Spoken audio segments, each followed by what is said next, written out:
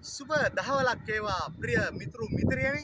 ඉතින් මම අද ආවා පුත්තලම මාම්පූරි මුහුදු වෙරළට. ඉතින් හරිම සුන්දර තැනක්. ඔබ එන්න මාම්පූරි මුහුදු වෙරළට. මෙතන සුවිශේෂී තැනක් තමයි.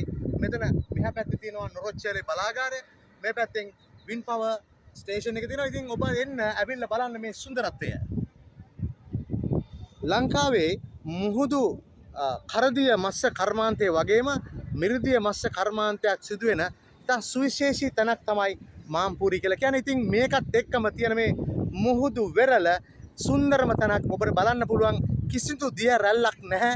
ඉතින් ආරක්ෂිත තැනක්. ඔබ එන්න ඇවිත් මේ සුන්දර දිය පහස ලබා ගන්න. ඔබ දැනටමත් ප්‍රමාදයි කියලා මම හිතන්නේ.